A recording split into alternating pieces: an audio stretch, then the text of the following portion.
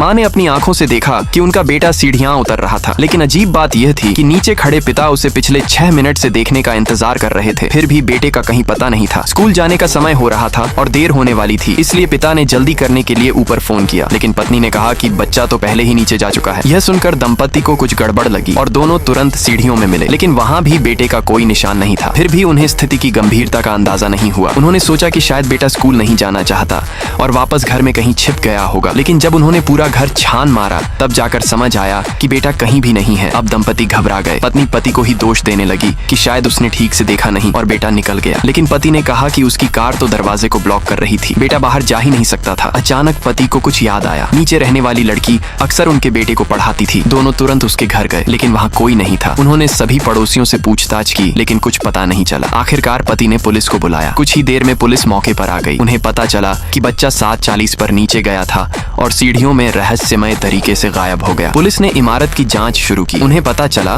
कि बिल्डिंग में सिर्फ 7 मंजिलें हैं और कोई रूफटॉप भी नहीं है। जब पुलिस ने पति से पूछा कि क्या हाल ही में किसी से झगड़ा हुआ है, पति बहुत देर तक सोचता रहा, लेकिन कुछ याद नहीं आया। वह बस पास खड़ी काली कार को घूरता रहा, जैसे उसके मन में कुछ था, लेकिन वह कहना नहीं चाहता था। तभी सीसीटीवी देख रहे अधिकारी वापस आए। उन्होंने बताया कि कैमरे में बच्चा नीचे उतरता हुआ बिल्कुल नहीं दिखा। पुलिस मजबूरी में पति के साथ ऊपर गई। उन्होंने देखा कि घर की सभी सेफ्टी विंडो बिल्कुल सही थी। बच्चा पड़ोसियों के घर खिड़की से नहीं जा सकता था। लेकिन तभी एक अधिकारी ने देखा कि पति चुपके से एक पर्ची अपनी जेब में छिपा रहा था। पुलिस यह देखकर उलझ गई, लेकिन उन्होंने उस वक्त उससे कुछ नहीं पूछा। इसी दौरान दरवाजे पर खड़े एक पड़ोसी ने कुछ कहा। पुलिस समझ नहीं पाई। पति ने बताया कि उसका बेटा 302 नंबर फ्लैट की लड़की के साथ खेलना बहुत पसंद करता था। यह सुनकर पुलिस तुरंत 302 पर गई, लेकिन दरवाजा कितनी भी देर खटखटाया, कोई नहीं खोला। प्रॉपर्टी मैनेजमेंट से संपर्क किया गया तो पता चला कि मालिक को लौटने में 1 घंटा लगेगा। पुलिस ने तब बाकी पड़ोसियों से पूछताछ की। सबसे पता चला कि लड़का अक्सर शरारत करता था और दंपति के रिश्ते भी ठीक नहीं थे। पुलिस ने एक फ्लोर चेक किया,